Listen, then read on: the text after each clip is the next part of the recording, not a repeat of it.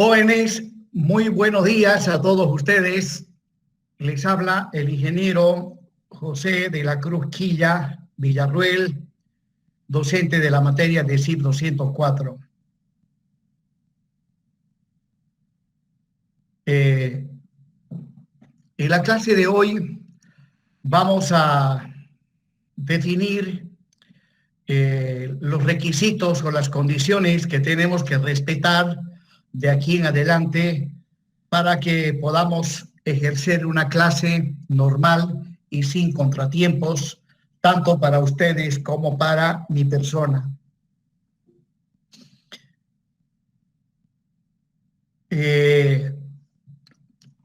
Una de las condiciones que vamos a cumplir todos es que nos vamos a dar un tiempo máximo de 10 minutos de tolerancia, para que ustedes puedan solicitar su admisión a la clase virtual.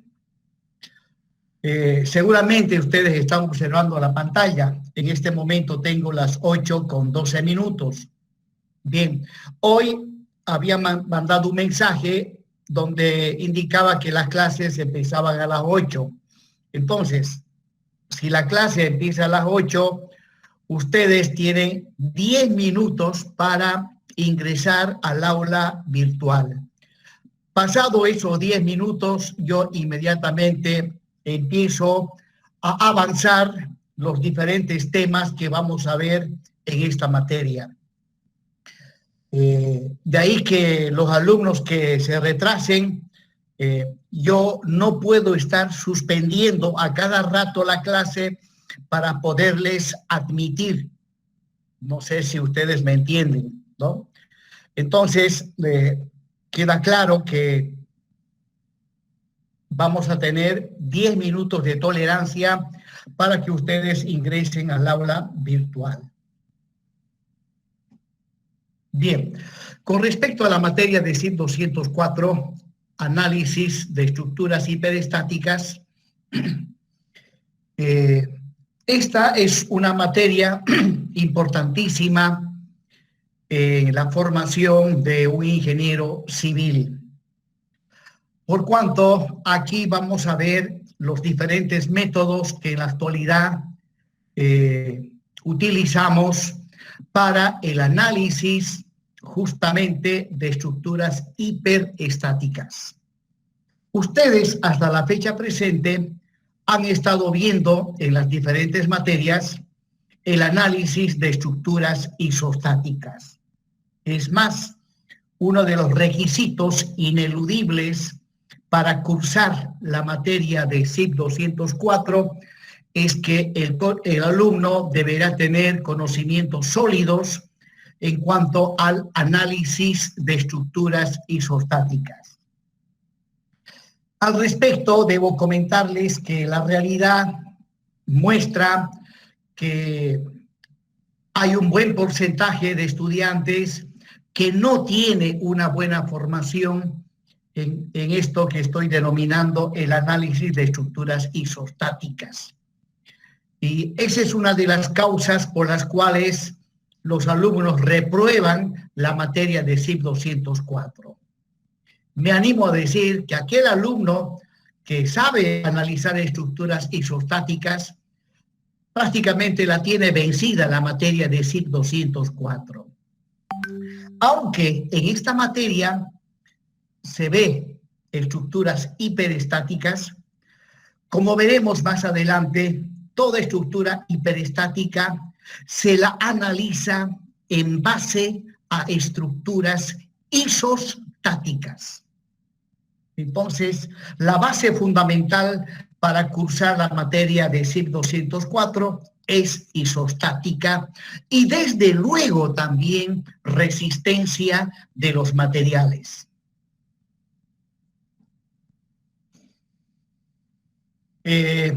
La materia de CIP 204 básicamente comprende 3 partes. La primera parte, que es lo que vamos a ver hoy, empezaremos a ver hoy, trata del cálculo de las deformaciones de estructuras isostáticas aplicando el método de los trabajos virtuales. Luego, la segunda parte corresponde a el análisis de estructuras hiperestáticas aplicando el método de las fuerzas, también denominado método de las flexibilidades.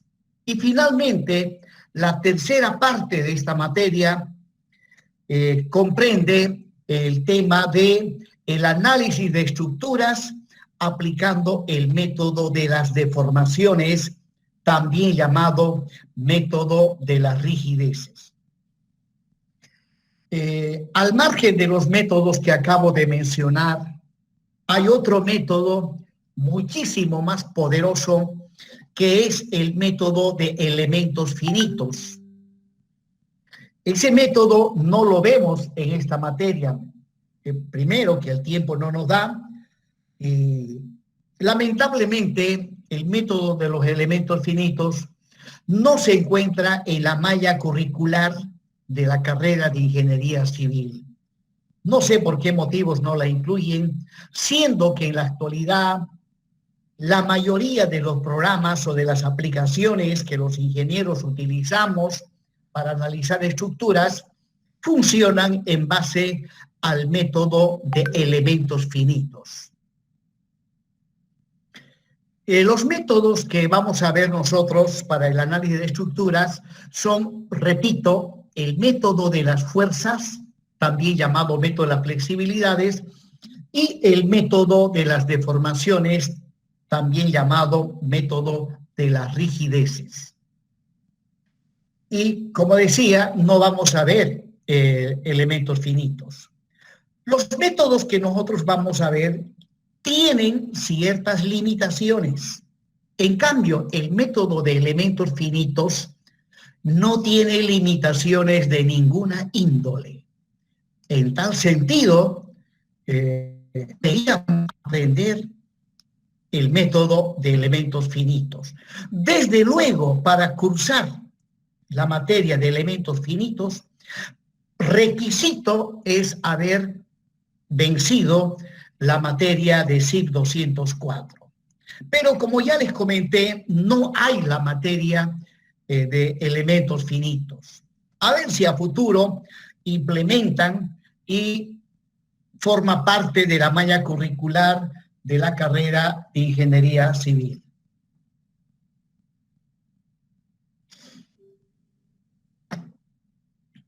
Bien, vamos a empezar con el primer tema, que como había mencionado, este tema trata del cálculo de las deformaciones de estructuras isostáticas aplicando el método de los trabajos virtuales.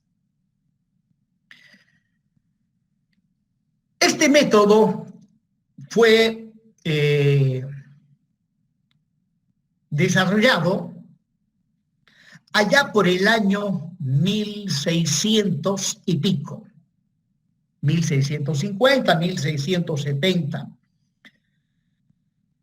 donde en esos tiempos grandes ingenieros como Clapeyron, Moore, Castigliano y otros desarrollaron toda la ciencia que actualmente nosotros utilizamos para el análisis de estructuras.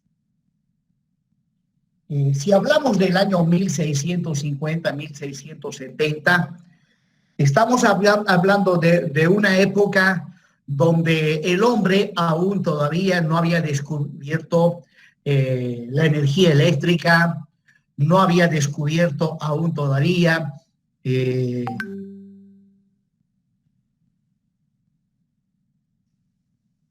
la luz. En esos tiempos se alumbraban con mecheros, o sea, utilizaban el petróleo como combustible para iluminar de noche.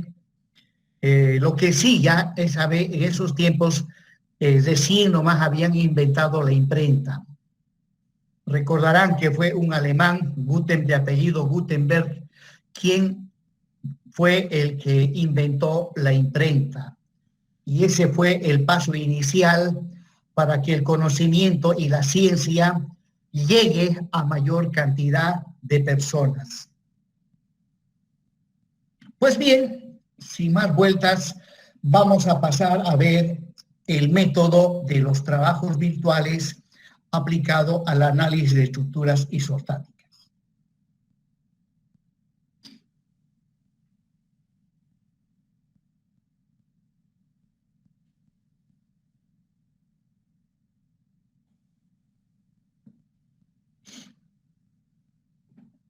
Bien, el método de los trabajos virtuales tiene como base fundamental matemática un principio matemático denominado principio de Allenberg. Recordarán ustedes que las matemáticas son una ciencia que se encuentra estructurado de manera tal que, por un lado, tenemos los axiomas, los teoremas, los principios matemáticos y finalmente tenemos también las leyes matemáticas, ¿no? En este caso, el método de los trabajos virtuales se basa en un principio denominado principio de Allenberg. Y básicamente, ¿qué dice este principio de Allenberg? Pues bien, establece lo siguiente. Dice, si nosotros tenemos una partícula cualquiera en el espacio, sometido a un determinado sistema de fuerzas, y ese sistema de fuerzas se encuentra en equilibrio estático, ¿no? Repito, el principio de Allenberg establece lo siguiente: si nosotros tenemos una partícula sometida a un sistema de fuerzas en equilibrio estático, o sea, es una partícula que está sin movimiento, en otras palabras, la sumatoria de todas las fuerzas que actúan sobre esa partícula es igual a 0. Y ahora, si nosotros imaginariamente asumimos que esa partícula entra en movimiento,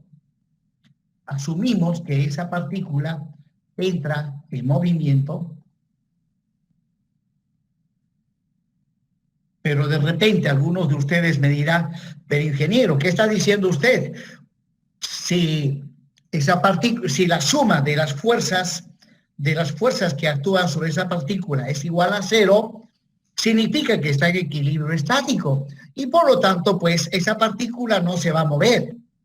Evidentemente, si esa partícula está sometida a un sistema de fuerzas en equilibrio estático, lo cual significa que la suma de esas fuerzas tiene que ser igual a 0, obviamente, en la realidad, esa partícula no se ha de mover. Pero ahora nosotros, con nuestra imaginación, asumimos que la partícula de repente entra en movimiento, como veremos a continuación. Pero antes de ello, voy a hacer algunas aclarativas respecto a las fuerzas que actúan sobre el cuerpo.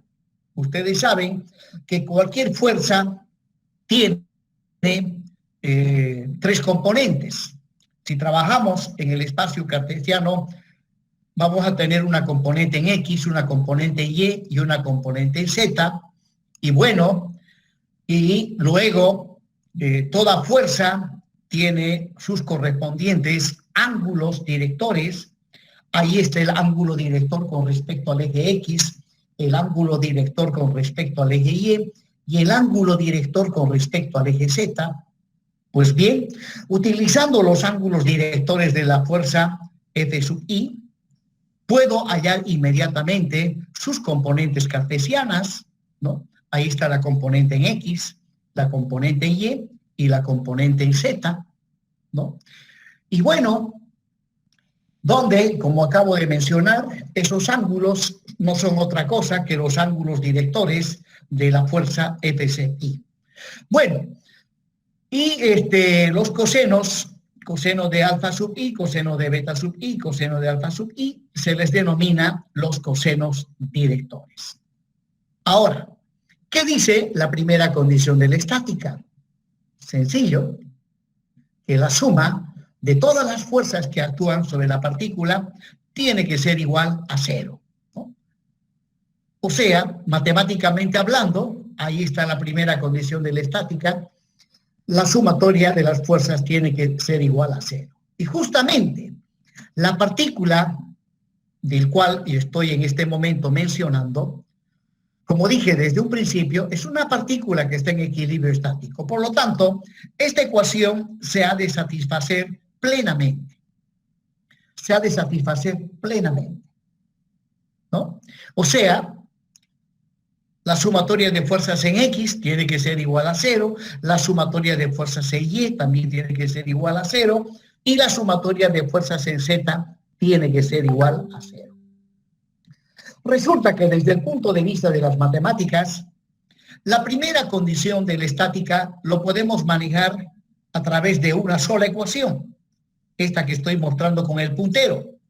Pero para ello tenemos que hacer previamente un curso de álgebra vectorial. Y sé que ese curso ustedes no lo han hecho.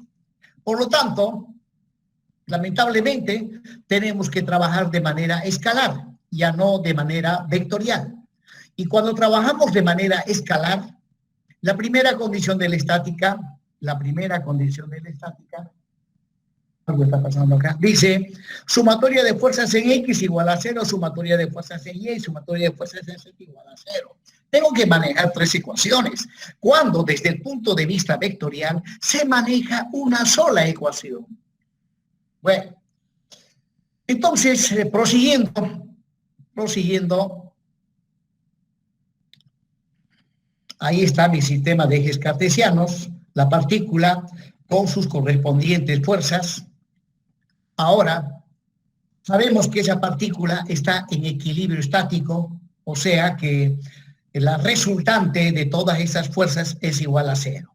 Ahora, ¿qué dice el principio de Allenberg?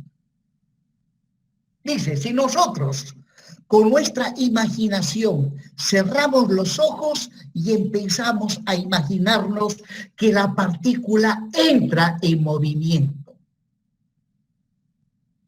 Entonces, si imaginariamente la partícula entra en movimiento, recorriendo una cierta distancia delta, entonces este principio dice que el trabajo realizado por el sistema de fuerzas que actúan sobre la partícula ha de ser igual a cero.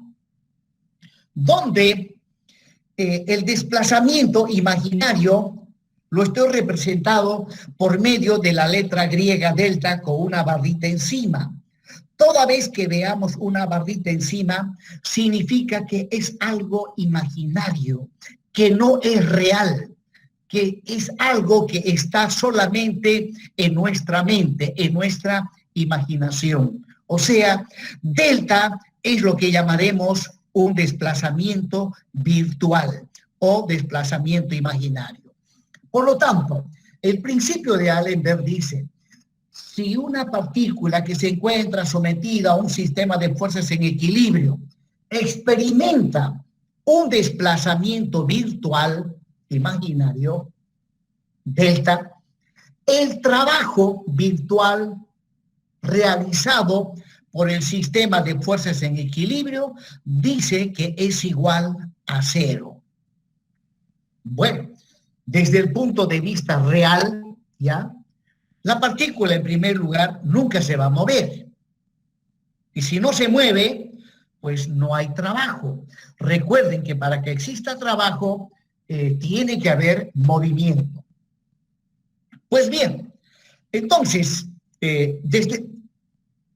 expresando el principio de Allenberg, matemáticamente hablando, dice, el trabajo total es igual a la suma del trabajo que realiza la fuerza F1 más el trabajo que realiza la fuerza F2 más el trabajo que realiza la fuerza F3 más el trabajo que realiza la fuerza F4 tiene que ser igual a 0. Observen que en esta expresión matemática todos los términos llevan una barrita encima. Cuando lleva una barrita encima, significa que se trata de un objeto matemático imaginario, virtual, que en realidad no existe, sino que lo manejamos simplemente con nuestra imaginación. Y al final de cuentas, las matemáticas es algo abstracto que en la realidad no existe. Porque ¿cómo resolvemos un problema de matemáticas? ¿Cómo lo resolvemos? Utilizando herramientas como un alicate, un flexo. No, señor, las matemáticas las resolvemos con nuestra mente, con nuestra imaginación. Entonces, lo de lo virtual entra dentro del campo de las matemáticas por cuanto lo resolvemos con nuestra mente, con nuestra imaginación. Continuando con el principio de Allenberg, ahí estoy mostrando nuevamente la partícula que se supone que está en equilibrio estático y que con nuestra imaginación hacemos que la partícula se mueva recorriendo una distancia, o sea, la partícula sufre un desplazamiento delta y ese desplazamiento es un desplazamiento imaginario, le vamos a llamar desplazamiento virtual. Y conforme había mencionado hace un momento que el trabajo, el principio de Allenberg dice que el trabajo realizado por el sistema de fuerzas que actúan sobre la partícula, cuando la partícula experimenta un desplazamiento virtual, el trabajo total es igual a 0. Pero ahora recordemos la definición de trabajo. Algo está pasando aquí. Algo no está bien. Se me va nomás esto sin que yo lo...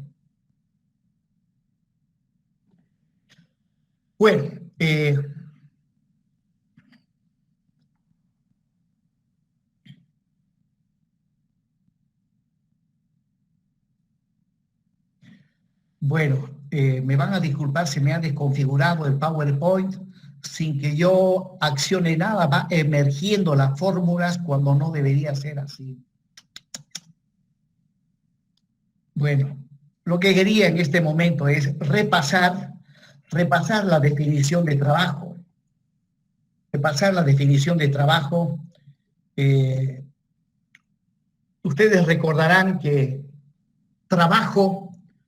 denominamos trabajo al esfuerzo que es necesario realizar para que un cuerpo entre en movimiento y logre recorrer una cierta distancia. Esa es la definición básica de trabajo, que ustedes lo han visto desde Física 100 y seguramente lo han ido viendo en otras materias también, esto que estoy mencionando en cuanto a la definición de trabajo, ¿no? Acá dice, denominamos trabajo al esfuerzo realizado sobre un cuerpo cuando éste se mueve en una cierta dirección recorriendo una cierta distancia.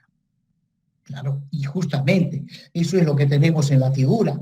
Una partícula que está en equilibrio estático imaginariamente sufre un desplazamiento virtual, por lo tanto, al producirse un desplazamiento, pues se produce trabajo.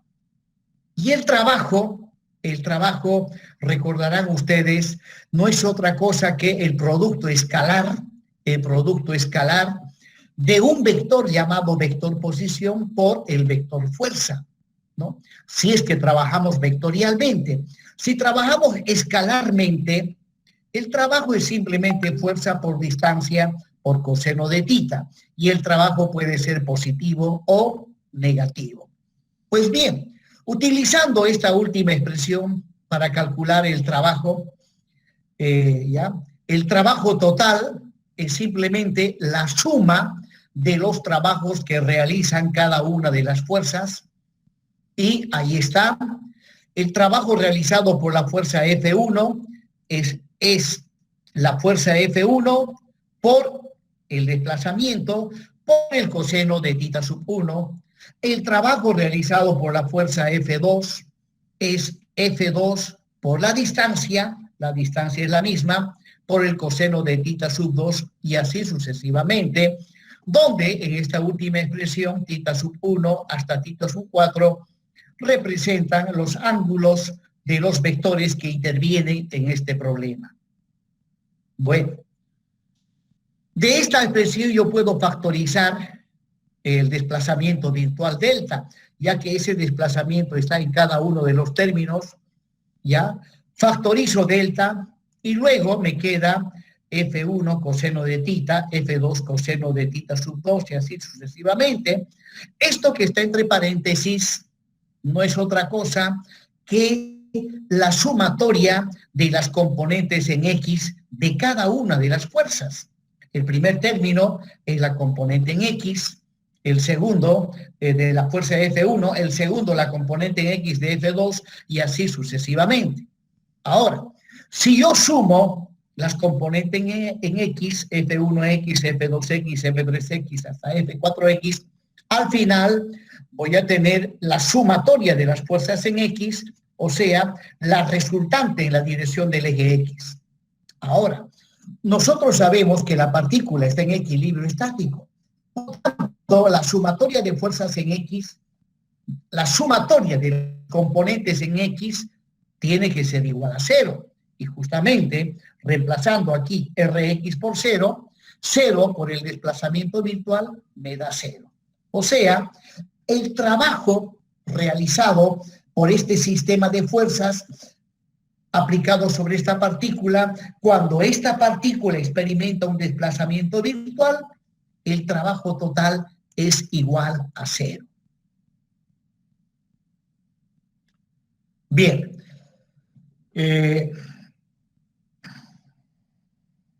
Algo no está bien acá, cara.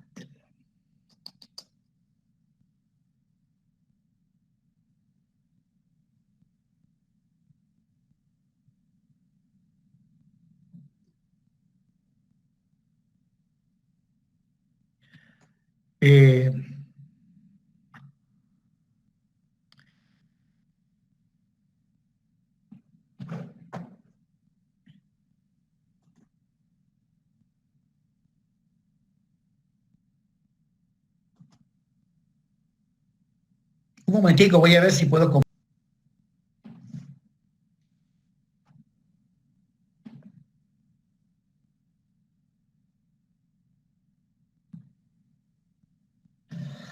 Bien, jóvenes, ¿alguna duda, alguna pregunta hasta el momento?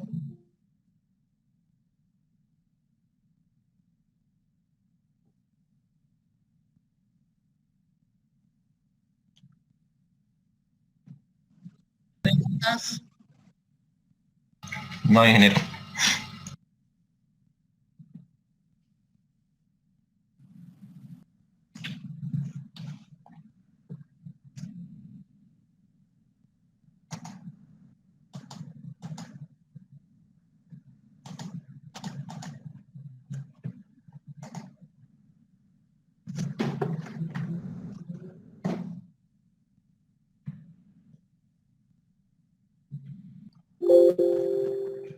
A ver cómo funciona esto. Mire, no, sin que lo active se va desplazando. De repente alguno de ustedes domina el PowerPoint, me podría decir por qué sin que yo pida esto se va corriendo y va corriendo.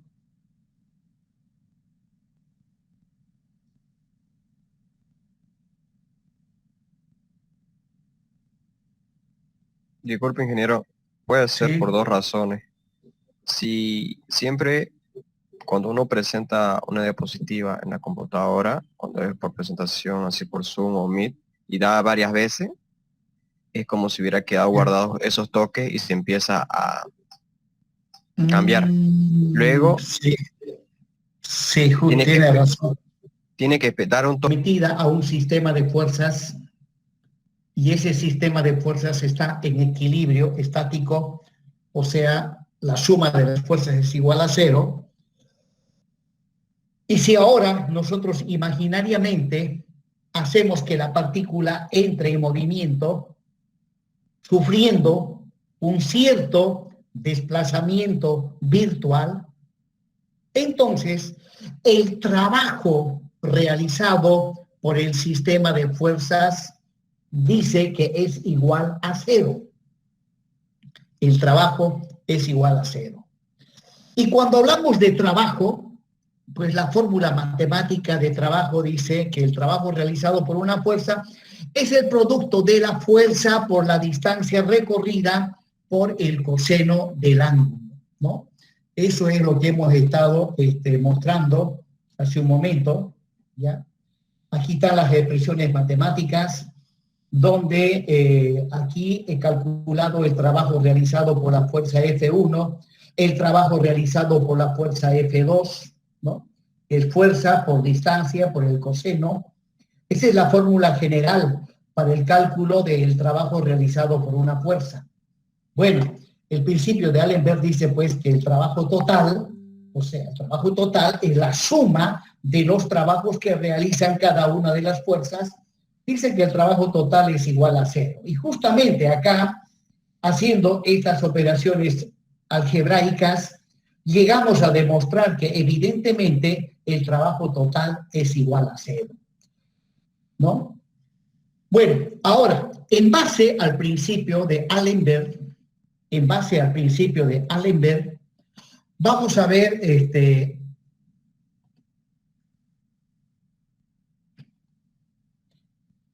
esto ya lo hemos visto, la definición de trabajo.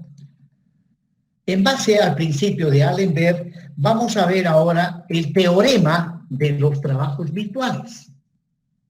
El teorema de los trabajos virtuales. Dentro del campo de las matemáticas,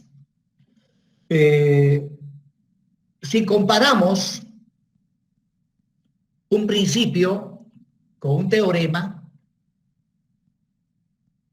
los teoremas tienen un mayor campo de validez que los principios. En este caso, en base al principio de los trabajos virtuales, nos planteamos un teorema matemático de los trabajos virtuales, donde este teorema, o sea, el principio de los trabajos virtuales, lo podemos aplicar ya no a una partícula, sino a un cuerpo rígido. Un cuerpo rígido no es otra cosa que la unión de miles y miles de partículas. Entonces, si nosotros ahora aplicamos el principio de los trabajos virtuales a un cuerpo rígido, entonces, al aplicarlo a un cuerpo rígido, da como resultado el siguiente teorema. Dice, teorema de los trabajos virtuales aplicado a cuerpos rígidos. Bueno, como había mencionado en su momento, los cuerpos rígidos se hayan formado por miles y miles de partículas. ¿Qué dice este teorema de los trabajos virtuales aplicados a cuerpos rígidos? Dice, si un cuerpo rígido sometido a un sistema de fuerzas en equilibrio estático experimenta un desplazamiento virtual imaginario cualquiera, pero que sea compatible con las características de sus apoyos, el trabajo total, virtual o imaginario, realizado por el sistema de fuerzas en equilibrio, es igual a cero. Observarán que este teorema tiene mucha similitud con el principio de los trabajos virtuales aplicado a una partícula. En este caso, ya no es una partícula, sino un cuerpo rígido. Y para cuando se manejan cuerpos rígidos, pues el principio de los trabajos virtuales prácticamente es lo mismo. Simplemente, en vez de decir partícula, decimos cuerpo rígido. Y por lo tanto, si tenemos un cuerpo rígido sometido a un sistema de fuerzas que está en equilibrio estático, y este cuerpo imaginariamente sufre un desplazamiento virtual, entonces el trabajo virtual realizado por las fuerzas que actúan sobre el cuerpo ha de ser igual a cero. Bien, eso en cuanto al principio de los trabajos virtuales aplicado a cuerpos rígidos. Pero ahora viene lo más importante. El teorema de los trabajos virtuales, ¿ya?, aplicado a cuerpos elásticos, ¿ya? Entonces, si nosotros aplicamos el principio de los trabajos virtuales a cuerpos elásticos, recuerden que los métodos que actualmente utilizamos para resolver o analizar estructuras, sean isostáticas o hiperestáticas, una de las hipótesis que la asumimos como totalmente válida es que el cuerpo tiene que tener un comportamiento elástico. Esa es una de las hipótesis que la asumimos como totalmente válida para el análisis de estructuras, sean isostáticas o hiperestáticas. Entonces, ahora, si nosotros aplicamos el principio de los trabajos virtuales, ya no a un cuerpo rígido, sino a un cuerpo elástico, un cuerpo que se puede deformar. Los cuerpos elásticos se caracterizan por el hecho de que cuando les aplicamos cargas, inmediatamente se deforman. Retiramos las cargas y el cuerpo vuelve a su forma original, ¿no? Esa es la característica de un cuerpo 100% elástico. Y justamente esa es la hipótesis que vamos a manejar de aquí en adelante. Obviamente hay cuerpos que no tienen nada de elástico, como por ejemplo las estructuras de hormigón. El hormigón, ustedes saben que es un material que se obtiene mezclando ripio, arena, cemento, agua y algunos aditivos. Luego, al cabo de cierto tiempo, el cemento endura y obtenemos una piedra artificial. Esa piedra artificial, que es el hormigón, no tiene comportamiento elástico. De ahí que en la actualidad, ¿ya?, para cuerpos que no son elásticos, han desarrollado nuevos conocimientos para el manejo de ese tipo de cuerpos. Bien, sin embargo, la mayoría de los cuerpos tienen un comportamiento elástico cuando las cargas son relativamente pequeñas. Cuando las cargas son relativamente pequeñas, los cuerpos suelen tener un comportamiento elástico. En ese caso, entonces, podemos aplicar esto que estoy llamando el teorema de los trabajos virtuales, que consiste en aplicar el principio de los trabajos virtuales a cuerpos elásticos. Bien, ¿qué dice este teorema? Recuerden que los cuerpos elásticos, cuando le aplicamos cargas, se deforman. Retiro las cargas y el cuerpo vuelve a su forma original. Bien, el teorema de los trabajos virtuales aplicado a cuerpos elásticos dice lo siguiente. Primero, los cuerpos elásticos se deforman cuando se les aplica cargas y vuelven a su forma original una vez que se retiran las cargas. Al deformarse, sus diferentes partículas experimentan desplazamientos lineales o angulares, a nivel microscópico. Repito, una estructura elástica, al deformarse, sus diferentes partículas experimentan desplazamientos lineales o angulares a nivel microscópico, ya que se asume que una partícula es un elemento de tamaño infinitesimal. Bien, veamos. Dice lo siguiente, el teorema de los trabajos virtuales aplicado a cuerpos elásticos. Para un cuerpo elástico sometido a un sistema de fuerzas externas en equilibrio estático, ¿no? Para un cuerpo elástico sometido a un sistema de fuerzas externas en equilibrio estático. Hasta ahí, idem en cuanto al concepto del principio de los trabajos virtuales, ¿no? Cuando se trata de una partícula, dice, si una partícula está sometida a un sistema de fuerzas en equilibrio. Si se trata de un cuerpo rígido, ¿qué decimos? Para un cuerpo rígido que está sometido a un sistema de fuerzas en equilibrio estático. Entonces, ahora simplemente estamos hablando de cuerpos elásticos. Entonces, para un cuerpo elástico sometido a un sistema de fuerzas externas en equilibrio estático, ¿ya? Ese cuerpo elástico se ha de deformar,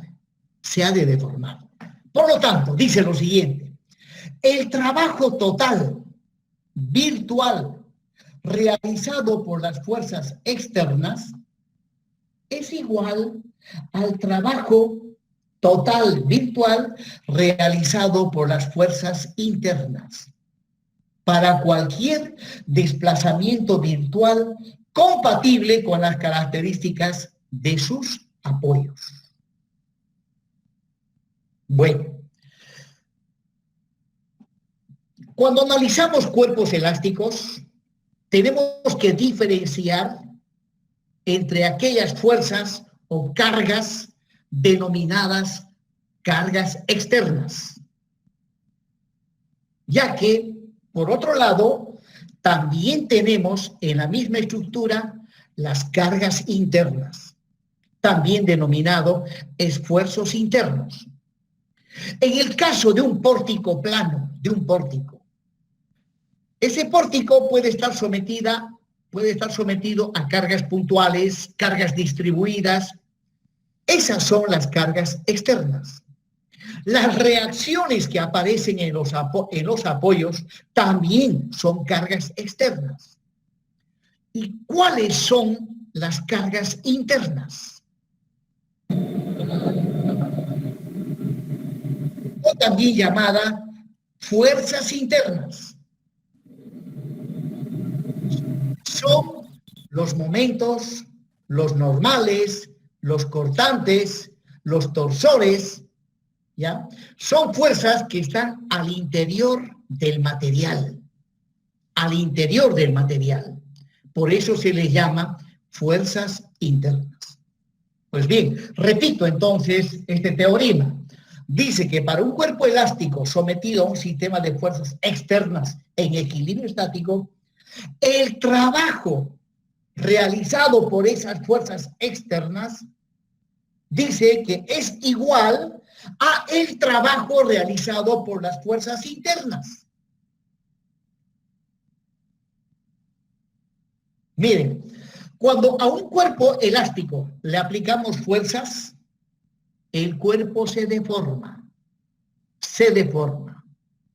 Y al deformarse, el cuerpo adquiere una energía llamada energía de deformación del cuerpo. Luego, cuando retiro la carga externa,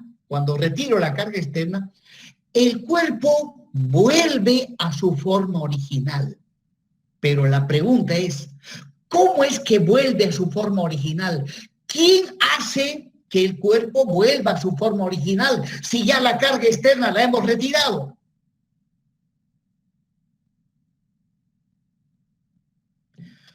Lo que hace que el cuerpo vuelva a su forma original es la energía de deformación que ella ha adquirido en el momento que fue deformado. Cuando a un cuerpo se lo deforma, internamente ella adquiere una energía llamada energía de deformación del cuerpo. Cuando retiro la carga que la deformó, el cuerpo vuelve a su forma original gracias a esa energía que ella había adquirido. Entonces, su misma energía de deformación hace que el cuerpo vuelva a su forma original. Por lo tanto, en este teorema podemos hablar, por un lado, del trabajo realizado por fuerzas externas y el trabajo realizado por fuerzas internas. Las fuerzas externas, vuelvo a repetir, son cargas puntuales, son cargas distribuidas, triangulares, trapezoidales. Las fuerzas internas son los momentos, los cortantes, los torsores que aparecen al interior del material de la estructura.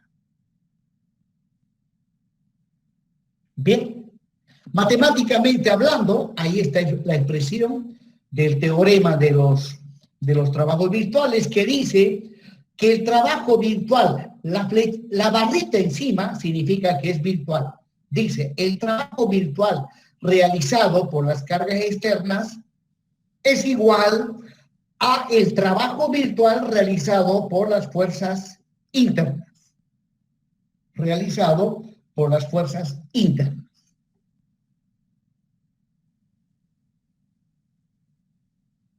Bien, jóvenes, ya tengo las 9.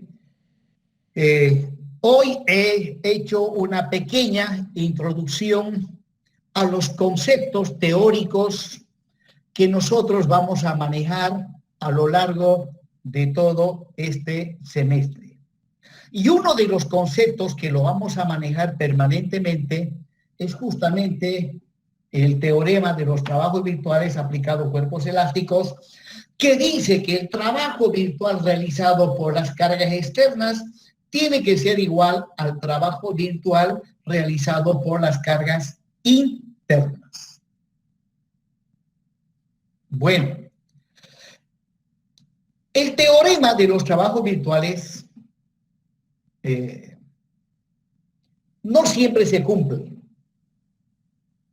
Por ejemplo, si nosotros aplicamos cargas a una estructura elástica y al deformarse la estructura desprende calor, al deformarse la estructura desprende calor, entonces parte del trabajo o de la energía que le estamos transfiriendo al cuerpo se transforma en energía calorífica y luego el resto se transforma en energía de deformación del cuerpo. En este caso nosotros asumimos que no se produce calor cuando el cuerpo se está deformando. Pero hay cuerpos que cuando son sometidos a cargas dinámicas, a cargas repetitivas, la misma carga se la va repitiendo, carga y descarga, el cuerpo se deforma, vuelve a su forma original, se deforma, vuelve a su forma original. Entonces, en ese ciclo de carga y descarga, a la larga, el cuerpo se calienta. Y al calentarse, pues parte de su energía se convierte en energía calorífica. Cuando la estructura principalmente suele estar sometida a cargas dinámicas. Menos mal, la mayoría de las estructuras están sometidas a cargas estáticas. Al menos dentro del campo de la ingeniería civil, los profesionales ingenieros civiles trabajamos fundamentalmente con estructuras que están sometidas a cargas estáticas. Bien, jóvenes, hoy voy a dar por concluida la clase de hoy.